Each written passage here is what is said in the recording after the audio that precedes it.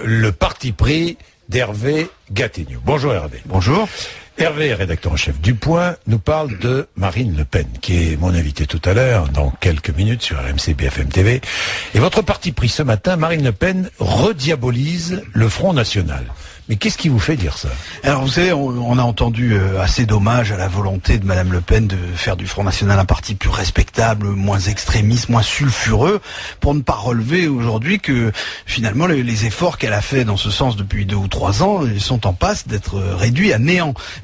On pourra dire au choix que si elle a sincèrement voulu cette dédiabolisation, comme on l'appelle, c'est raté, ou que si c'était seulement une tactique, les masques tombent. Ce qui est sûr, c'est que entre sa mauvaise valse de Vienne, il y a pile 1 mois, avec les chefs des extrêmes droites les plus virulentes d'Europe, puis ensuite la référence de son père à Robert Brasillac dans un meeting du Front National, et maintenant l'agression d'Arnaud Montebourg et d'Audrey Pulvar par des fanatiques qui scandaient le nom de Le Pen, la façade de respectabilité du Front National se lézarde.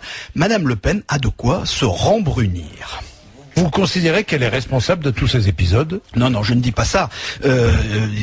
Ça dépend de quels épisodes nous parlons. Arnaud Montebourg et Audrey Pulvar ont été victimes d'une agression odieuse, il faut le dire. Ils ont bien fait de déposer plainte. C'est à la justice de dire qui sont les coupables. Ce dont Madame Le Pen est responsable, comme tout homme politique ou toute femme politique, c'est la façon dont elle agit et parfois dont elle réagit. C'est par exemple d'être allée danser en Autriche, comme je le disais, à l'invitation d'un mouvement qui célèbre le négationnisme. C'est de ne pas condamner l'hommage de son père à un écrivain collaborationniste fusillé à la Libération.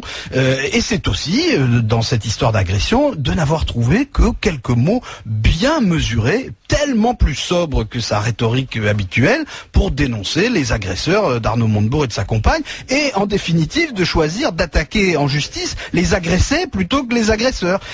Après tout, Madame Le Pen pourrait trouver au moins désagréable que quand une bande de crânes rasés lance des injures racistes et antisémites dans une rue de Paris, force est de constater qu'il crie plus volontiers Le Pen président que Morin président ou Joly présidente. Bon, vous dites qu'il n'y a pas de différence essentielle entre Marine Le Pen et Jean-Marie Le Pen, alors. Non, je ne dis pas ça non plus. Ce ne serait pas juste de dire ça. Le père et la fille n'ont ni la même culture, ni les mêmes références, tout le monde le sait. Mais ce que montrent ces épisodes en cascade, c'est qu'on aurait tort de s'arrêter à des différences de personnalité entre eux, et on aurait tort même de s'en tenir aux seules déclarations publiques de l'une et de l'autre. Il y a l'affichage politique et la réalité du Front National, il faut le dire. Et puis il y a le jeu subtil, les ambiguïtés volontaires entre ce que dit Marine Le Pen à titre personnel, même en public, et les positions officielles de son parti. C'est par exemple le cas sur l'avortement, où le Front National est nettement moins progressiste que sa candidate n'affirme l'être en public. Vous pensez que ces polémiques nuisent à Marine Le Pen ou peuvent lui profiter?